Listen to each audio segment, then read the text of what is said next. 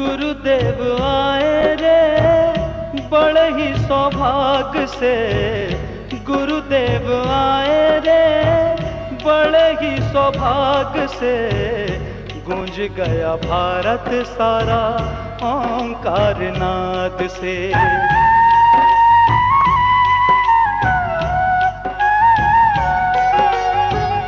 गुरुदेव आए रे बड़े ही सौभाग्य से, गूंज गया भारत सारा ओंकार नाद से, गूंज गया भारत सारा ओंकार नाद से।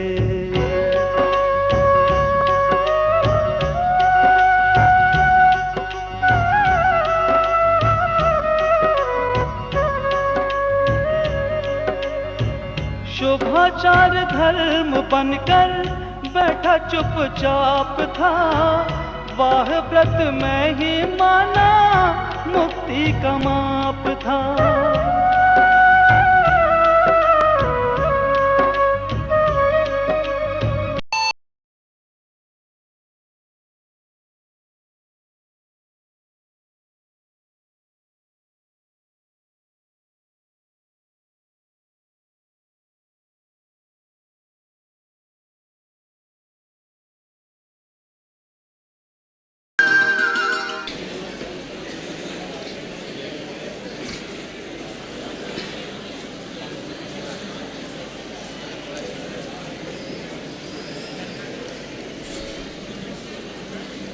नमो अरिहन्ताणं नमो सिद्धाणं नमो आयुर्याणं नमो वज्रायाणं नमो लोहितोऽसाहुणम्।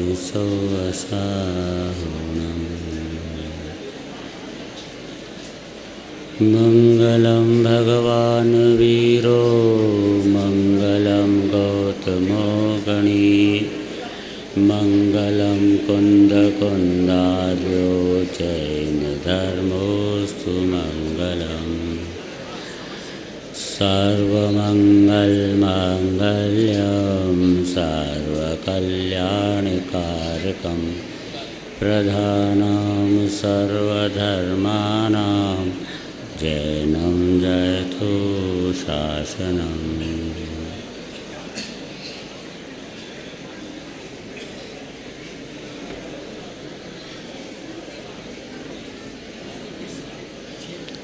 प्रश्न है, जरद कुमार तो जैनी था और वो जंगल में शिकार कर जीवन निर्वाह करता था, ऐसा प्रथमान योग में आता है। इसको कैसे बिठाना?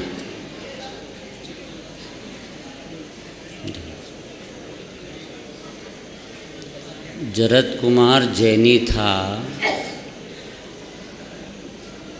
तो फिर वह शिकार कैसे करता था, और जो शिकार करता था तो वो जैनी कैसे था?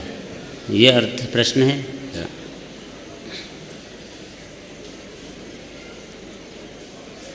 कि जैनी होते हैं वे 3 प्रकार के होते हैं।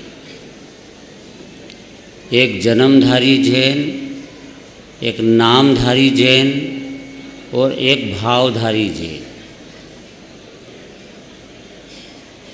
जन्मधारी जैन का अर्थ होता है कि जिसका कुल जैन है, जिसके माता पिता जैन हैं। तो एक जैनी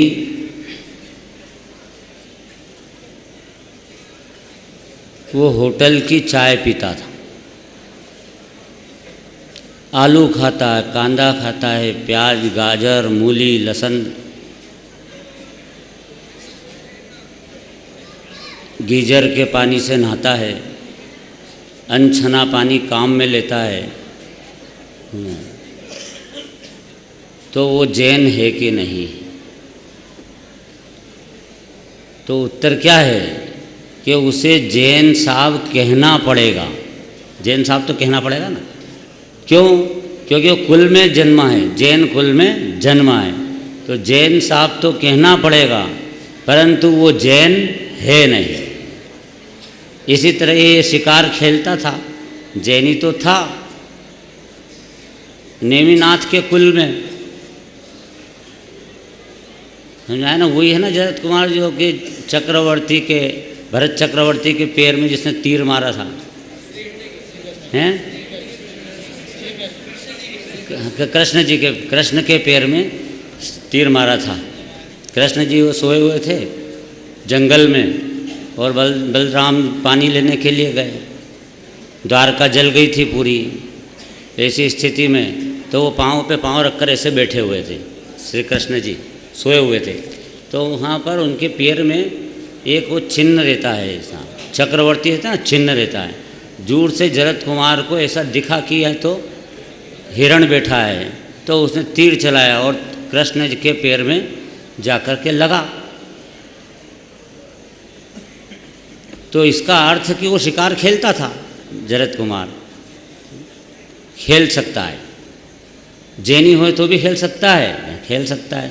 जन्मधारी जैन था, जन्मधारी जैन था, कहने का जैन था, जैन धर्म उसमें अंदर समाविष्ट नहीं हुआ था। दूसरा होता है नामधारी जैन। तो नामधारी जैन का मतलब होता है कि उसको तत्व के नाम याद होना चाहिए। सही, नामधारी जैन साहब, ये तो सब नामधारी हैं।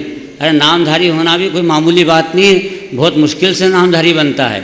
नामधारी को जिन वाणी में जो नाम बताए हैं, 6 द्रव्य के नाम याद होना चाहिए, 7 तत्वों के नाम याद होना चाहिए, पंच परमेष्ठी के नाम याद होना चाहिए, पंच परमेष्ठी के जो गुण हैं वे गुण सब के सब याद होना चाहिए। अरहंत के 46 गुण, सिद्धों के 8 गुण, आचार्य के 36 गुण, उपाध्याय के 25 गुण, मुनिराज के 28 गुण सब याद होना चाहिए। जीव के 5 भाव याद होना चाहिए। रत्नत्रय की विधि याद होना चाहिए, तब जाकर के वो नामधारी जैन कहलाता है। इसके बाद एक होता है भावधारी जैन। ये नामधारी जैन बनने से भी असली जैन नहीं होता। वास्तविक जैन जो होता है वो भावधारी जैन होता है। और भावधारी जैन का मतलब होता है कि जो सम्यक दृष्टि होता है, जिसके त्रिकाली ध्रुव भगवान आत्मा में अहम पन्ने की बुद्धि हो जाती है, उसमें मैं पना आ जाता है। ज्ञायक में मैं पना आया, तब से वास्तव में वो जैनी है। बाकी जैन धर्म कहने का है उसके लिए। प्रश्न दूसरा, तीर्थंकर 8 वर्ष की उम्र में अणुव्रत लेते हैं, सो कोई गुरु से लेते हैं या स्वयं ग्रहण करते हैं या फिर उपचार से कथन है? तीर्थंकर तो जो भी काम करते हैं स्वयं से करते हैं, उनके कोई गुरु दूसरे नहीं होते। वे स्वयं जगत गुरु हैं, वे शुरू से ही, है ना। तो मुनि भी बनते हैं तो स्वयं ही दीक्षा लेते हैं। ओम नमः सिद्धेभ्यः कह करके और दीक्षा लेते हैं। 5 पंचमुष्टि से केश लोच कर लेते हैं। इसलिए कोई गुरु नहीं होता। और 8 वर्ष की उम्र में अणुव्रत होते हैं, पर अणुव्रत होते हैं तो वो उपचार से हैं या सीधे स्वयं लेते हैं। तो अणुव्रत जो होते हैं का अर्थ ये कि उनके 8 वर्ष की जब उम्र होती है तो अंदर से 2 चोकड़ी कषाय का अभाव हो जाता है, अनंतानुबंधी और अप्रत्याख्यान वर्ण। अनंतानुबंधी का अभाव तो रहता है 8 वर्ष तक। वो तो गर्भ में भी आए थे तो अनंतानुबंधी का अभाव था, सम्यक दृष्टि थे। पर 8 वर्ष होते ही उनको वो 2 चोकड़ी कषाय का अभाव हो जाता है। इतनी शांति धारा प्रकट हो जाती है। वीतरागता कितनी प्रकट होती है, 2 चोकड़ी कषाय के अभाव जितनी। पर उसके बाद वे जो व्रतादि ये प्रतिमाएँ लेते हैं, इस तरह से वो नहीं लेते। उनके जीवन में सहज ही इतना उत्कृष्ट सदाचार रहता है, स्वरूप के सन्मुखता रहती है। बाहर की क्रिया जैसी चलती है राजपाट अवस्था में वैसी चलती रहती है पंचमूल स्थान में। फिर वो एकदम मुनि बनते हैं सीधे डायरेक्ट जाके।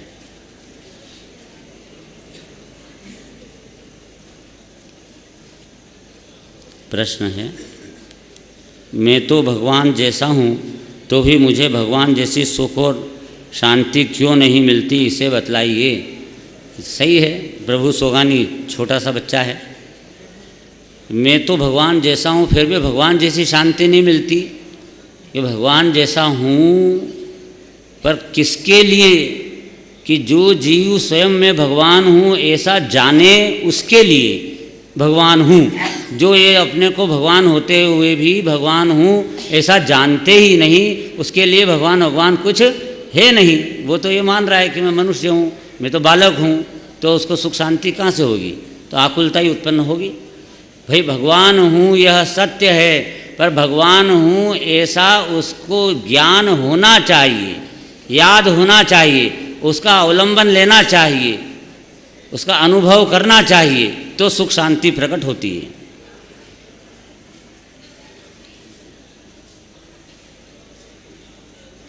प्रश्न, चतुर्थ गुणस्थान जीव सम्यक दृष्टि। फलाना जीव विद्वान, मुनि, त्यागी, आज का साधक, उनका जीव सम्यक दृष्टि है या नहीं मालूम होता है क्या? कौन जीव सम्यक दृष्टि है और कौन सम्यक दृष्टि नहीं है, क्या ये बाहर से पता लग सकता है या नहीं लग सकता है? ये प्रश्न है। सम्यक दर्शन के लक्षण हैं, क्या हैं? कि सच्चे देव शास्त्र गुरु का श्रद्धान नंबर 1, इस 7 तत्वों का श्रद्धान नंबर 2, नंबर 3 स्वपर का श्रद्धान, नंबर 4 आत्म श्रद्धान। ये लक्षण होते हैं उसके। तो ये सम्यक दृष्टि है कि नहीं, ये जीव फलाना मालूम पड़ेगा क्या?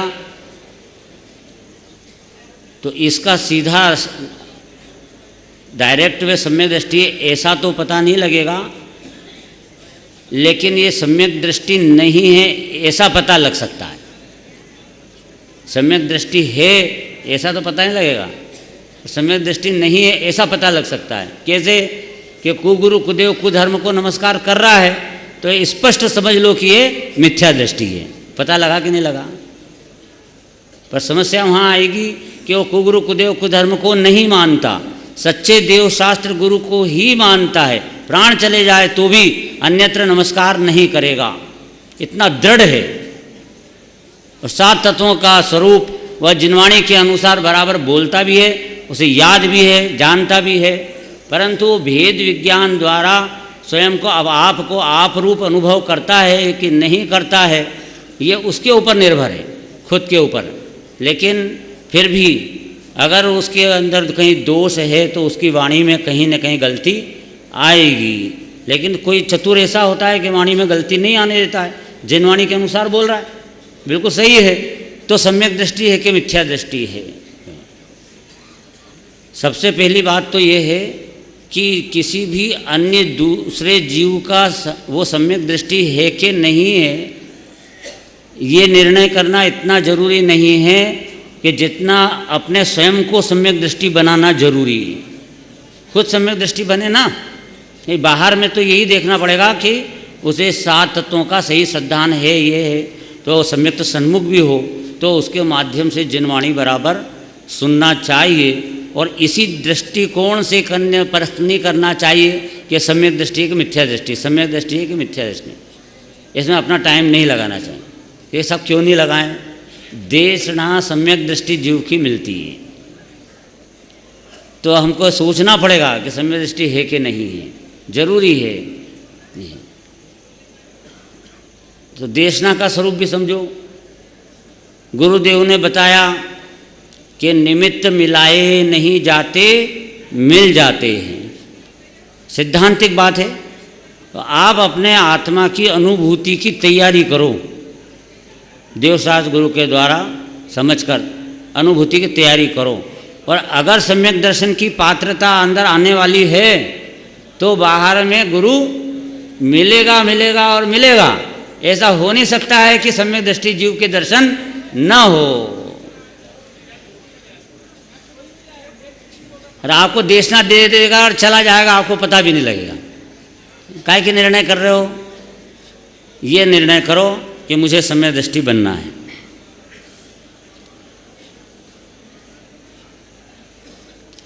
प्रश्न, द्रव्यलिंगी मुनि जहाँ मिथ्यात्व में रहते हैं सुना हूँ, तो बाकी जीवों की क्या अवस्था है? सब जीवों की भिन्न भिन्न अवस्था है। वो कोई द्रव्यलिंगी हो, मिथ्या दृष्टि हो, ऐसा जरूरी नहीं है। द्रव्यलिंगी साधु 3 प्रकार के, मिथ्या दृष्टि द्रव्यलिंगी, चतुर्थ गुण स्थानवर्ती सम्यक दृष्टि द्रव्यलिंगी, पंचम गुण स्थानवर्ती सम्यक दृष्टि पंचम गुण स्थानवर्ती द्रव्यलिंगी। क्योंकि मुनियों के लिए छठा सातवां गुण स्थान कम से कम होना आवश्यक है।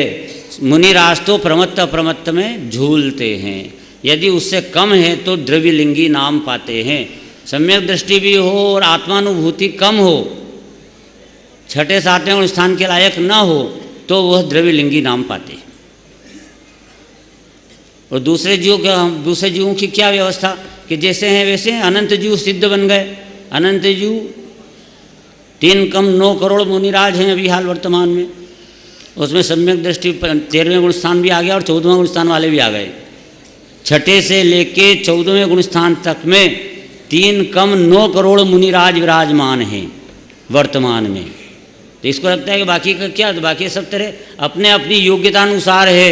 कोई सम्यक दृष्टि है, कोई मुनिराज है, कोई गुण स्थान जिनका कोई श्रेणी पे आरोहण कर चुके हैं, कोई द्वादशांग का पाठी बन गए हैं, कोई मिथ्या दृष्टि पड़े हुए हैं, कोई क्रियाकांडी है, कोई कैसे हैं।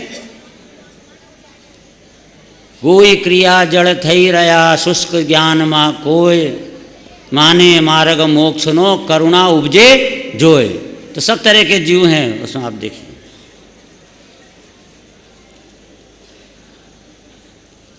गृहस्थी साधक सम्यक दृष्टि होता है, ये भी सुना हूँ, दोनों आगम में है, तो सही है। द्रव्यलिंगी मुनि हो और मिथ्या दृष्टि रह सकता है, और घर गृहस्थी में रहे और सम्यक दृष्टि हो सकता है। जनवाणी बोल रही है यहाँ भेद ज्ञान करो और सम्यक दृष्टि हो घर में, इसमें कोई आपत्ति नहीं है। प्रश्न है, पाप के उदय में सम्यक दर्शन हो सकता है, नरक में भी सम्यक दर्शन हो सकता है? यदि हो सकता है तो छठे काल में सम्यक दर्शन क्यों नहीं हो सकता? यदि उस काल में सम्यक दर्शन नहीं होता तो फिर मनुष्य से अच्छी नरक गति हुई इस छठे काल की अपेक्षा। देखो कैसे पाप के उदय में सम्यक दर्शन हो सकता है, ये वाली बात बताई थी क्लास में, कहा था हमने। एक काम ऐसा है सम्यक दर्शन जो पाप के उदय में हो सकता है। 2 पैसे की कमाई पाप के उदय में नहीं कर सकता, पर सम्यक दर्शन जैसा बड़ा काम पाप के उदय में कर सकता है, क्योंकि नरक गति में भी सम्यक दर्शन हो जाता है, तो वहां तो पाप का उदय चल रहा है ना। तो प्रश्न इसका है कि छठे काल में क्यों नहीं हो सकता? भाई छठे काल में इसलिए नहीं हो सकता कि वहाँ जो जीव हैं जिनकी काल अवधि नहीं पकी है सम्यक दर्शन करने की, ऐसे जीव पैदा होते हैं छठे काल में। काल ने सम्यक दर्शन करने से नहीं रोका। चौथे काल के कारण मोक्ष होता है ऐसा है ही नहीं, क्योंकि चौथे काल से मोक्ष होता तो चौथे काल से 7वीं नरक में क्यों जाता जीव? चौथे काल से 7वीं नरक में भी जाता है ना, दोनों रास्ते खुलते हैं। अभी पंचम काल से मोक्ष नहीं जा सकता तो 7वीं नरक भी नहीं जा सकता, बस तीसरी नरक से ज़्यादा नहीं जा सकता इस पंचम काल से। और उधर 7 और चौथा काल आता है तो मोक्ष जाने की योग्यता आती है, तो उधर 7वीं नरक जाने की योग्यता भी आ जाती है। तो काल रोकता है क्या?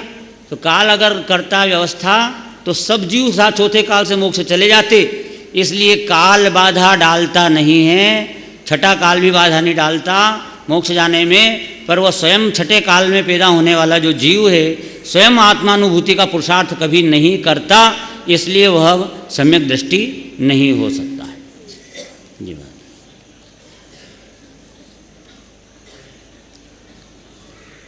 प्रश्न है, सर्वज्ञ भगवान ध्रुव को पर्याय से भिन्न प्रत्यक्ष ज्ञान से कैसे देखते हैं? कोई दृष्टांत देकर समझाने की कृपा करें। प्रत्यक्ष ज्ञान है केवल ज्ञान, उसमें कौन सा ऐसा तत्व है जो जानने में न आवे? प्रत्येक वस्तु उत्पाद व्यय ध्रुव्य वाली है। उत्पाद व्यय ध्रुव्य युक्तम सद्द्रव्य लक्षणम। तो तो यहाँ भी एक जीव में भी उत्पाद व्यय ध्रुव है, ऐसा केवल ज्ञानी के ज्ञान में आया ना। ये उत्पाद व्यय ध्रुव युक्तम सत सद्रव्य लक्षणम, ये जो जिनवाणी में आया है ना, जिनवाणी माने जिनेन्द्र की वाणी, जिनेन्द्र के ज्ञान में आया, फिर वो वाणी में आया, फिर वाणी में आया, वो अपनी जिनवाणी में यहाँ कथन में आया, लिखा और लिपिबद्ध हुआ, और वो अपने अपने ज्ञान में जा रहा है। इसलिए भगवान के ज्ञान में आया तभी है। तो कि कैसा आया, कि जैसा है तैसा आया।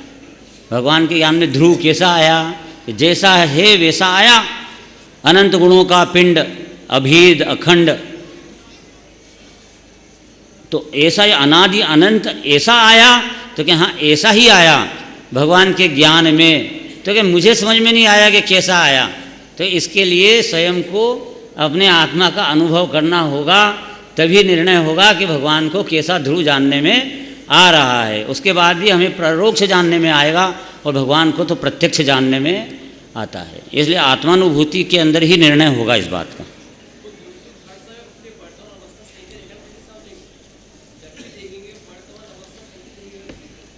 ध्रुव को देखो, उत्पाद व्यय ध्रुव, इनका कहना है कि वर्तमान अवस्था सहित देखेगा ना। ध्रुव को कोई अवस्था भी हो रही है, ऐसा नहीं है। ध्रुव को ध्रुव देखेंगे, उत्पाद को उत्पाद देखेंगे, व्यय को व्यय देखेंगे। एक समय की जो अवस्था हो रही है उस अवस्था को अवस्था देखेंगे, वो ध्रुव के साथ हो रही है, पर ध्रुव थोड़ी हो गई। अवस्था जो है वो ध्रुव नहीं हो गई, ध्रुव अवस्था नहीं हो गई। अवस्था अवस्था है और ध्रुव ध्रुव है, दोनों अपनी अपनी स्थिति में हैं, दोनों का वे ज्ञान करते हैं। द्रव्य भी जानते हैं, पर्याय भी जानते हैं, पर द्रव्य को पर्याय में नहीं मिलाते, पर्याय को द्रव्य में नहीं मिला हुआ जानते हैं, न्यारा न्यारा जानते हैं। अरहंत भगवान ने प्रत्येक वस्तु को स्वतंत्र देखा है।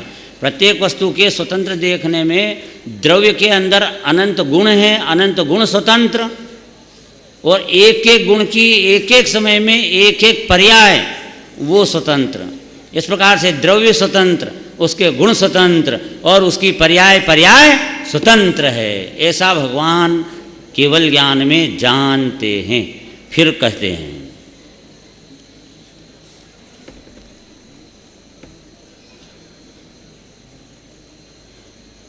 प्रश्न है कि जीव में अनंत गुण होते हैं, उनमें 99% गुण तो शुद्ध होते हैं, सिर्फ 21 गुणों में ही अशुद्धता होती है। तो शुद्ध गुणों की इतनी ज़्यादा संख्या है, फिर भी मात्र 21 गुणों के अशुद्ध परिणमन की इतनी बड़ी सजा कि जीव 4 गति 84 लाख योनियों में भ्रमण करता है। इसका कारण क्या है? जीव में अनंत गुण होते हैं, ये सत्य, और उन अनंत गुणों में मैक्सिमम 99% से भी ज़्यादा शुद्ध होते हैं, ये भी सत्य। परंतु ये 21 गुण में ही अशुद्धता है, ये बात गलत है। ये जो 21 गुण में अशुद्धता है, ये बात गुरुदेव ने ऐसी कही कि 21 पकड़ में आते हैं कि यहाँ ये अशुद्ध ये अशुद्ध है। तो कोई देखते हैं तो हमें 21 गुण करीब पकड़ में आते हैं कि अशुद्ध है।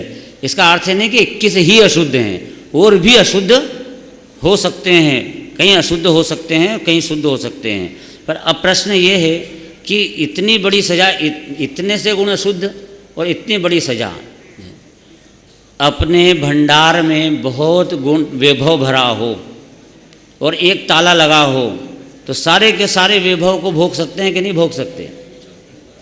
नहीं भोग सकते हैं। क्यों नहीं भोग सकते? ताला लगा है। तो यहाँ पर भी आत्मा के अनंत गुण शुद्ध हैं, और गुण तो सभी अशुद्ध ही होते हैं। गुण कभी अशुद्ध नहीं होते, पर्याय अशुद्ध होती है।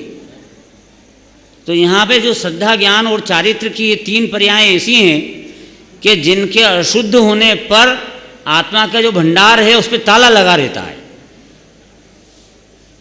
तो अनंत गुण शुद्ध भी पड़े हों तो काम में नहीं आते इसको, और उसी के कारण से तो टिका हुआ है। जैसे अस्तित्व गुण है, तो अस्तित्व गुण तो शुद्ध है। अस्तित्व, वस्तु तो, द्रव्य तो, प्रमेय तो, अग्रु लघु तो, प्रदेश तो, ये सब गुण क्या हैं? शुद्ध हैं कि अशुद्ध हैं? शुद्ध परिणमन कर रहे हैं। तो अस्तित्व गुण के कारण से क्या होता है कि मेरा आत्मा अनादि अनंत टिका रहता है, मृत्यु नहीं होती। अस्तित्व गुण के योग भूल मेरी अधिकाई बोलते कि नहीं बोलते हैं? अग्नि सहे घनघात लोह की संग जीव पाही। पूजा में बोलते हैं, जड़ कर्म घुमाता है मुझको, यह मिथ्या भ्रांति रही मेरी। अब इतना लिखा ना, तो जड़ कर्म घुमाता है, ये मिथ्या भ्रांति है। ये भ्रांति इनको है, प्रश्न लिखने वाले को, कि जड़ कर्म घुमाता है, मुझे कैसे घुमाता है? ये मिथ्या भ्रांति है, जड़ कर्म घुमाता ही नहीं। ये स्वयं के मिथ्यात्व के कारण से चार गति में घूमता है। क्यों घूम रहा है? जड़ कर्म के कारण घूम रहा है कि मिथ्या दर्शन ज्ञान चारित्र से घूम रहा है। ये यहाँ पर जो 6 डाला के अंदर दूसरे डाल में क्या लिखा? ऐसे मिथ्यादृग ज्ञान चरणवश भ्रमत भरत जो जन्म मर। तो ये जन्म मरण के जो दुख उठा रहा है वह मिथ्या दर्शन ज्ञान चारित्र से उठा रहा है, न कि ये 8 कर्मों से उठा रहा है।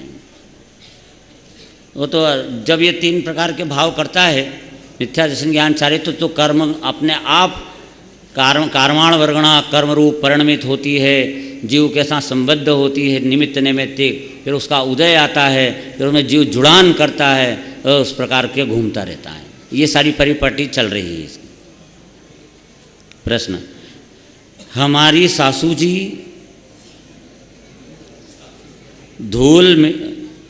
धुली मिर्ची मसाले खाती हैं, धोने सुखाने में ही सारा समय चला जाता है, स्वाध्याय का टाइम नहीं मिल पाता है, क्या करें? बहुत बढ़िया बात है। देखो, हमारे सासू जी जो हैं उनका तो टाइम काय में जा रहा है कि धुले मिर्ची मसाले खाने पीने में सुखाने में चला जा रहा है, और आपका टाइम काय में जा रहा है? मेकअप करने में हैं, काय में जा रहा है? फिर कोई न कोई तो कार्य करेगा ना, कोई बाहर में पुद्गल तो परिणमन करेगा, शरीर है वो भी कुछ काम करेगा, परिणाम भी करेंगे, पर्याय तो उत्पन्न होएगी, सबकी हो रही है, सब उनकी भी हो रही है। अगर ये टाइम इसमें धुली मिर्ची मसाले में नहीं लगाते तो बिना धुली मिर्ची मसाले खाने में लगाते, टाइम तो जाते ही जाता ना। बाहर की क्रिया कुछ भी चल रही हो, मिर्ची मसाले अच्छे धुले खाने की चल रही है तो अच्छी क्रिया चल रही है। ये क्रिया चल रही है, ऐसी क्रिया के अंदर भी वो जीव ज्ञाता दृष्टा रह सकता है कि नहीं रह सकता है? भेद ज्ञान कर सकता है कि नहीं कर सकता है? तो वो करती होगी ना वो सासू जी, बाहर की ये क्रियाकांड कर रही हैं, उस काल में भी अंदर में ज्ञाता दृष्टा का भाव रख रही होगी ना। लिखा ऐसा, ग्रह काम करता छता हेया हेनु ज्ञान, ध्यावे सदा जिनेश पद शीघ्र लहे निर्वाण।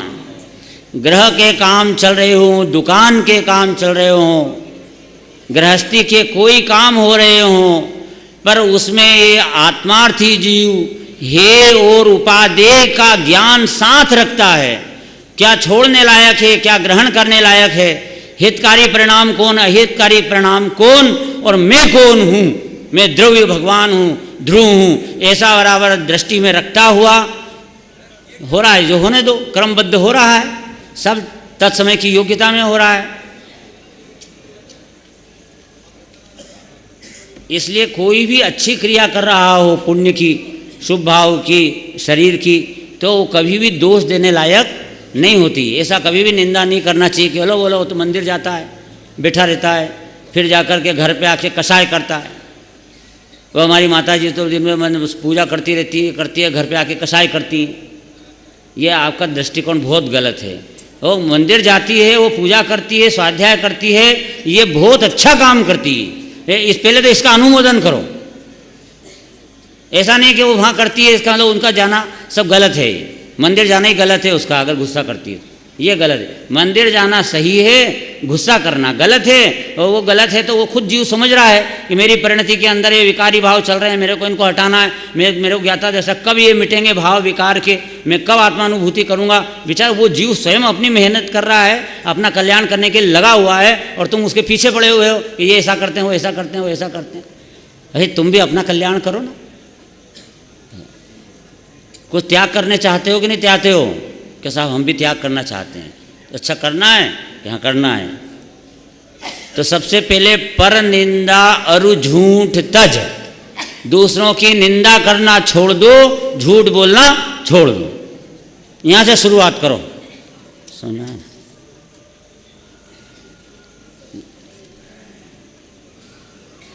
इस पर्याय में गति नाम कर्म का बंध निरंतर चलता है। आयु कर्म बंध प्राप्त आयु के त्रिभाग में ही होता है। जिस समय रौद्र ध्यान चलता हो उसी समय आयु का त्रिभाग पड़े तो इसे नरक आयु बंधेगी, परंतु पूर्व में इसने जो शुभ भाव के द्वारा देवगति बांधी है उसका क्या होगा? और देवगति जो प्रति समय बनती है शुभ भाव के काल में जो देवगति का बंध होता है वो उसके हाथ के हाथ निर्जरा भी हो जाती है, वो कोई साथ में थोड़ी होती। जब आयु कर्म के अंदर स्थिति पड़ेगी त्रिभाग में, जब आयु कर्म में स्थिति पड़ेगी उसी समय जो गति नाम कर्म में जो गति है उसमें भी स्थिति पड़ेगी।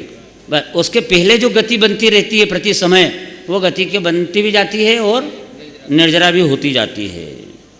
इसलिए उसमें कोई आपत्ति नहीं आती कि पहले देवगति बांधी थी उसका क्या होगा, पहले के शुभ भाव किए थे उनका क्या होएगा। पुण्य कर्म बना था उस समय पे, आयु कर्म बाद में जो अशुभ भाव के काल में बन गया तो जैसा नरक गति का बन गया तो नरक गति जाना ही पड़ेगा उसको, जो आयु के अनुसार है ये। इसलिए कहते हैं कि अंत मता सो गता, या त्रिभाग किसी भी टाइम पे पड़ सकता है। इसलिए इस जीव को सदा काल अपने परिणामों को सुधारने का उपाय रखना चाहिए और बिगड़ने का भय रखना चाहिए। आप रास्ते में जा रहे हो, आपको कोई वस्तु दिखाई दी और क्या बहुत बढ़िया है, मैं तो इसको खाऊंगा, ये हुआ, तो एकदम अंदर में ध्यान लाओ, अरे ये कौन सा भाव आ गया मुझे, कर्म बन जाएगा। मेरे वैसा भाव नहीं करना, मैं तो भगवान आत्मा हूँ, त्रिकाली ध्रुव और अनादि अनंत हूँ, ये तो ज्ञान का गेय है। इस लाइन पे अपने परिणाम टर्न कर देना, सिर्फ परिणामों को टर्न कर देना, बहुत बड़ा काम हो जाएगा, महापाप से बच जाएगा, महापुण्य हो जाएगा।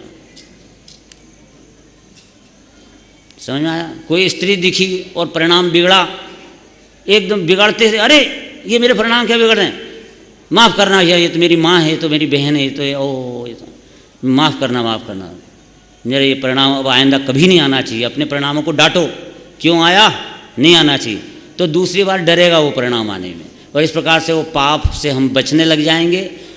तो महा अनर्थ जो दुर्गतियाँ होने वाली हैं उससे ही बच जाएंगे। एक समय का जो कर्म होता है वो कहीं सागरों तक दंड देता है, एक क्षण की गलती सागरों तक उसका फल भोगना पड़ता है।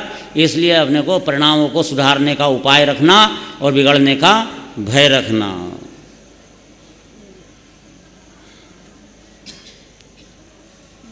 मुमुक्षु में चरित्र की शिथिलता क्यों, ये प्रश्न है इनका। देखो भाई, अभी ये तो आप किसी स्थिति में नहीं कह सकते कि मुमुक्षुओं में चारित्र की शिथिलता है, बिल्कुल नहीं है।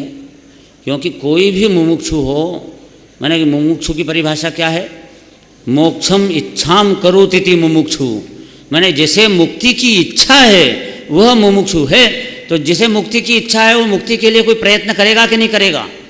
और क्या बताया मार्ग, सम्यक दर्शन ज्ञान चारित्राणी मोक्ष मार्ग, तो सम्यक दर्शन के लिए प्रयत्न करता नजर आएगा। सम्यक ज्ञान के लिए क्या करूँ मैं, सम्यक ज्ञान करना मेरे को क्या करूँ, तो क्या शास्त्र पढ़ो या भेद ज्ञान करो, तो चारित्र के लिए करेगा, इस प्रकार प्रयत्न करता ही नजर आएगा।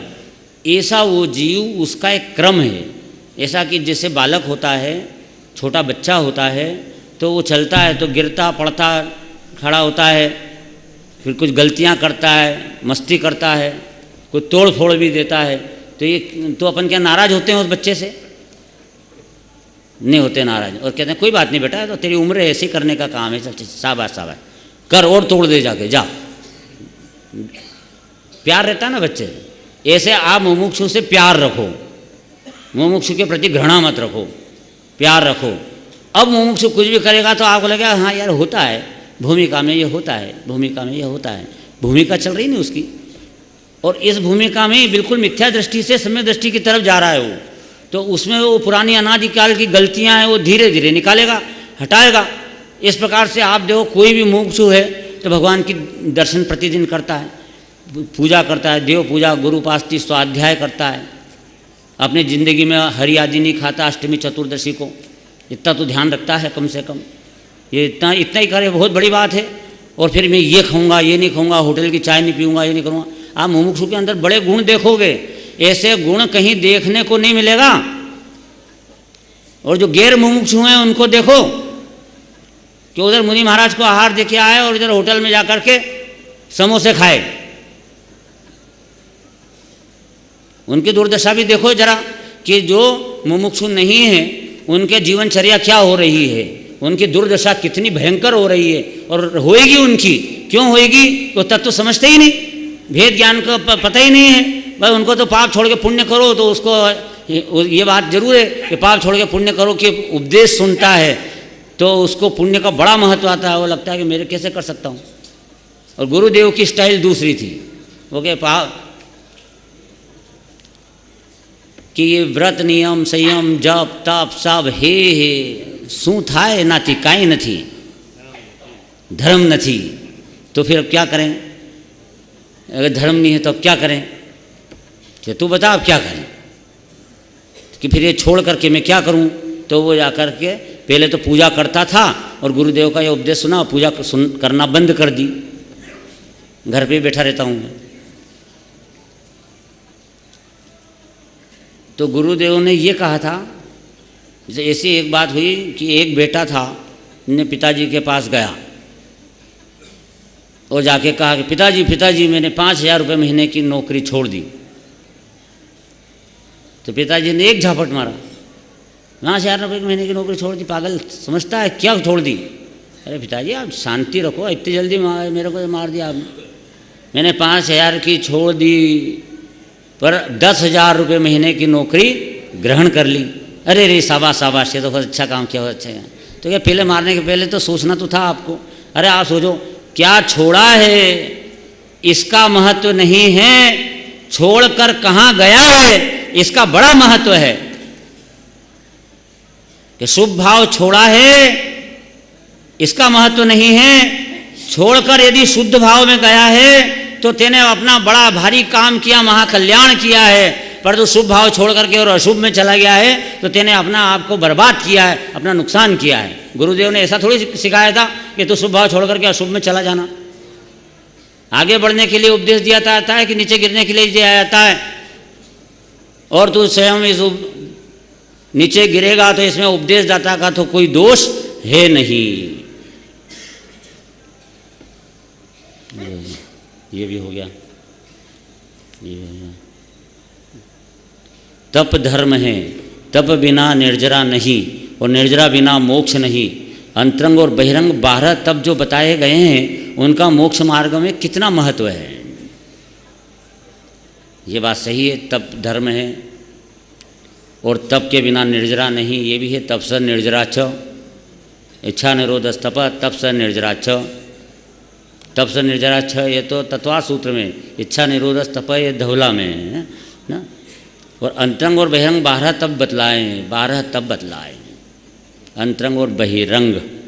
इसका मोक्ष मार्ग में क्या महत्व है? महत्व है, उसका बड़ा महत्व है, उसका शुभ भाव के रूप में महत्व है। देखो जैन धर्म का निश्चय जितना महान है, उच्च है, उत्कृष्ट है, जैन धर्म का व्यवहार वह कोई कमज़ोर नहीं, वह भी महान है और उत्कृष्ट है। ऐसा व्यवहार इस विश्व में जैनियों के अलावा और कहीं बाहर देखने को मिल नहीं सकता है। तो जिसे निश्चय तप प्रकट हुआ, स्वरूप विश्रांत निस्तरंग चैतन्य का प्रतपन, ये जो तप निश्चय तप जिसको होता है उसको व्यवहार तप भी अवश्य होते हैं, और वो व्यवहार तप होते हैं तो ही मोक्ष होता है। क्योंकि व्यवहार तप के अंदर वह अपने निश्चय तप को साधता है, इसलिए ये व्यवहार तप होना चाहिए। 6 बहिरंग है, 6 अंतरंग है, समझ में आया? इनके भी भेद बताना है क्या सारे के सारे? अंतरंग और बहिरंग, प्रायश्चित विनय वैयाव्रत स्वाध्याय व्युत्सर्ग और ध्यान, ये तो अंतरंग तप है। और अनशन अवमोदर्य वृत्ति परिसंख्यान रस परित्याग विविक्त शय्यासन और कायक्लेश, ये बहिरंग तप है। ये इनका क्या महत्व है? चलो इतने महत्व में से एक का ही बता देता हूँ मैं, सिर्फ कायक्लेश का। कायक्लेश का महत्व है, जैसे स्वाध्याय का बड़ा महत्व है, हर तप का गजब गजब का महत्व है, अनशन का कोई कम महत्व नहीं है।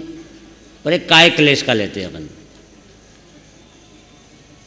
ये कायक्लेश की जरूरत क्या है? मुनिराज गर्मी में पहाड़ पे जाकर ध्यान करते हैं। ग्रीष्म ऋतु गिरिराज शिखर चढ़ अघ दहते शीतकाल सरिता के तट पर जो रहते तरुतल रह कर वर्षा में विचलित न होते लख भय वन अंधियारी भारी वन अंधियारी नित उठ ध्याऊं गुण गाऊं परम दिगंबर साधु महाव्रत धारी महाव्रत धारी। तो ग्रीष्म ऋतु में गिरिराज पे चढ़ते हैं और ज़्यादा गर्मी में, जितने गर्मी है तो और शिखर पे जाकर के जहाँ बहुत गर्मी हो फफोले पड़ जाएं शरीर पर, ऐसी जगह जाकर ध्यान करते हैं। इसका नाम है काय क्लेश। ऐसा क्यों करते हैं, काय क्लेश क्यों करते हैं? इसके लिए उदाहरण दिया है बहन श्री ने वचनामृत में बोल जाना कि एक बालक है, वो बालक है, अपनी माँ के साथ में मेले में गया। तो माँ यहाँ चलती है और 15 फीट दूर, 20 फुट दूर, 22 फुट दूर तो बच्चा दौड़ लगाता है, आगे इधर उधर दौड़ता है, पर माँ की निगाहें बच्चे पर डटी हुई है, माँ की डोर बच्चे के साथ बंधी हुई है और बच्चे की डोर माँ के साथ बंधी है। उसको ध्यान है कि माँ कहाँ है, माँ को ध्यान में है कि बच्चा कहाँ है, और दौड़ लगाता है, दूर जाता है, क्योंकि सब सुविधा, कोई तकलीफ़ नहीं है ना, तो दूर जाता है बच्चा। और तकलीफ़ आती है कि उधर से एक सांड आता है दौड़ लगाते हुए, तो भगदड़ मचती है, तो बच्चा क्या करता है, दौड़ के कहाँ जाता है, माँ के पास, एकदम दौड़ के पास माँ के पास आता है। और एकदम ज़्यादा तकलीफ आती है तो सीधे माँ से चिपट जाता है, गले लग जाता है, समा जाता है।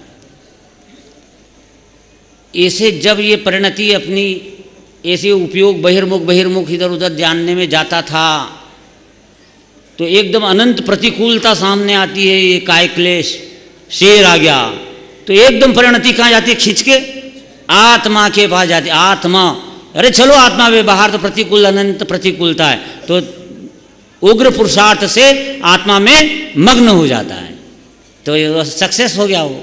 तो उसको ये शरीर में तकलीफ है, इसकी परवाह थोड़ी है, महत्व इस बात का है कि वो आत्मा में लीन हुआ कि नहीं हुआ, तो आत्मा में लीन होने में सफल हो जाता है। इसलिए काय क्लेश किया जाता है, ये तप नाम दिया उस काय क्लेश को। कोई काय क्लेश तो करता रहे और आत्मा में लीन न होए तो ये कोटि वर्ष तप तपे ज्ञान बिन कर्म झरे जे ज्ञानी के क्षण माय त्रिगुप्तिते सहज टरे थे। ये तप की बात हुई।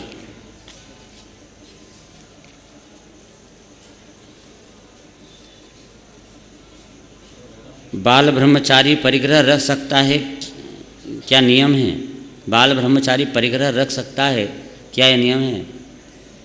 अरे वह ब्रह्मचारी है तो कौन सा गुण स्थान का ब्रह्मचारी है, अणु ब्रह्मचारी है कि महाब्रह्मचारी है? इतना प्रश्न में होना चाहिए ना उसका।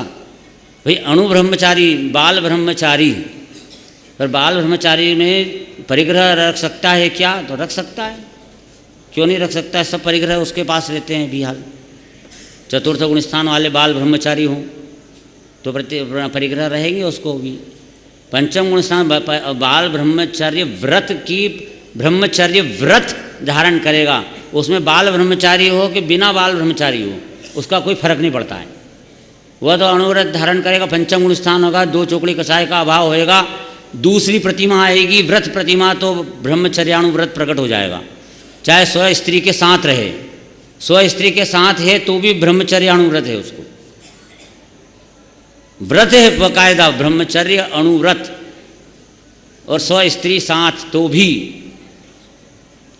और बाल ब्रह्मचारी और चतुर्थ गुण स्थान है तो भी अविरत है, उसको व्रत है नहीं कुछ।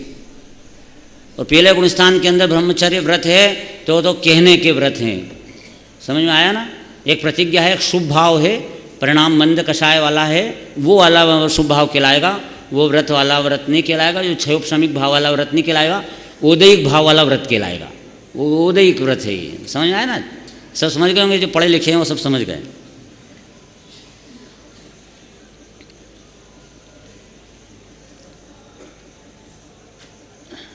आचार्य कुंद देव आचार्य अमृतचंद्र देव, आचार्य जयसेन देव बड़े हैं कि कान्जी स्वामी बड़े हैं? तो फिर देवलाली के प्रवचन हाल में कान्जी स्वामी का फोटो इन 3 आचार्यों से बड़ा लगाए रखा है। बड़ा फोटो क्यों? यहाँ पर कुंद कुंद देव के जय न बोलकर कान्जी स्वामी की जय बोलते हैं, यह क्यों? देखो भाई, बात यह है कि कुंद कुंदाचार्य, अमृतचंदाचार्य, जयसेन देव ये तो 6-7वें गुणस्थान में झूलने वाले भावलिंगी संत थे। ये बहुत बड़ी बात है। गुरुदेव ने स्वयं ये कहा कि जो हमको निर्ग्रंथ साधु वाला जो गुरु होते हैं, हमें जो गुरु मानेगा, निर्ग्रंथ गुरु मानेगा तो निगोद में जाएगा। ऐसा कहा कि जो गुरु मानेगा हमको निगोद में जाएगा। तो क्या हम तो परम गुरु बोलते हैं, गुरुदेव बोलते हैं। फिर इसका तो क्या, तो विद्या गुरु होए, विद्या गुरु को भी गुरु बोलते हैं कि नहीं बोलते हैं? ऐसे गुरु बोलते हैं, वो गुरु अलग है। पर संज्ञा वाले जो गुरु होते हैं वो तो नग्न दिगंबर साधु ही होते हैं, कपड़े पहने हुए कभी भी नहीं होते। तो हम कान्जी स्वामी को गुरु मानते हैं, बड़े मानते हैं, बड़े नाम गुरु का।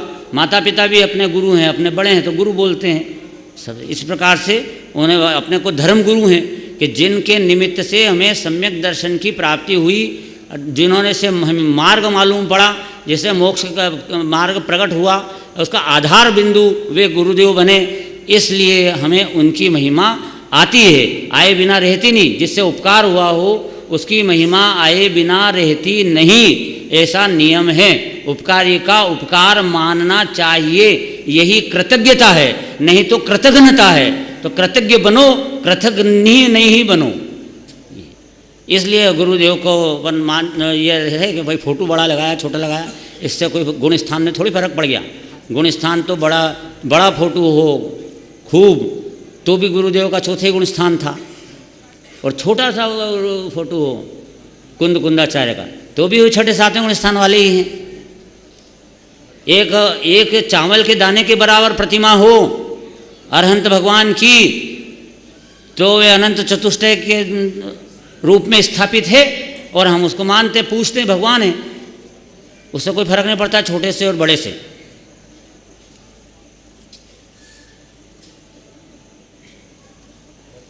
हम लोग जिनेंद्र भगवान के सामने आत्मदेव की पूजा कर सकते हैं। देखो, आत्मदेव की पूजा का मतलब क्या होता है कि आत्मा का चिंतन, आत्मा की महिमा, ये पूजा तो करना चाहिए। पर तुम द्रव्य चढ़ाने लग जाओ, आत्मा के जल जन्म जरा मृत्यु नाशना जलम निर्वामति स्वाहा, तो ये ऐसी पूजा का निषेध किया है। बाबू युगल जी ने भी इसे आत्मदेव की पूजा का निषेध किया है। ऐसे अष्टद्रव्य से पूजा का ऐसे आत्मा की नहीं की जाती है।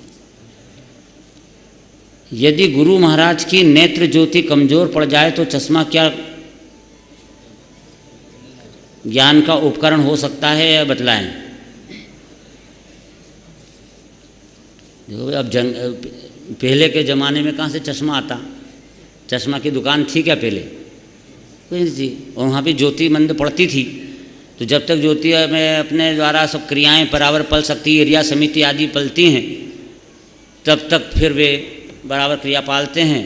और जब अपने से वो देखता है कि अब जीव मच्छर दिखते ही नहीं और दूर दूर तक अपने आँखें कमज़ोर पड़ गई हैं, तो फिर वे समाधि मरण धारण कर लेते हैं।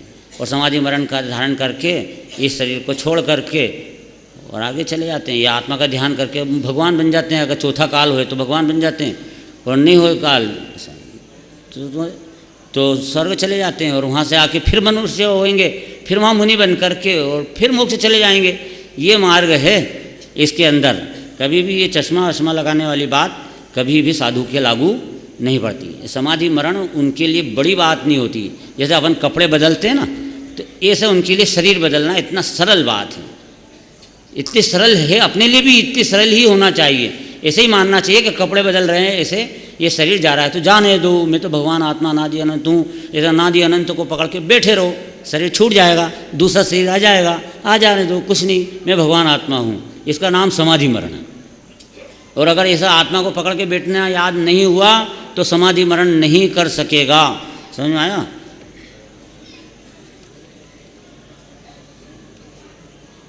शंका। मिथ्या दृष्टि की मिश्रित पर्याय की विवेचना कीजिए। मिश्रित पर्याय तो मिथ्या दृष्टि को होती ही नहीं है। मिश्र पर्याय समझ में आया ना?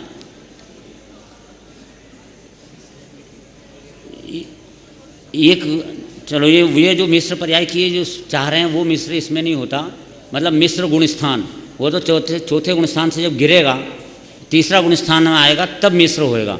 उसके पहले मिश्र नहीं। अकेला मिथ्यात्व का कड़वा जहर पी रहा है। मिथ्या दृष्टि इज इक्वल टू मिथ्यात्व का कर्ता बुद्धि का भोक्ता बुद्धि का महाकड़वा जहर पीने वाला प्रति समय में।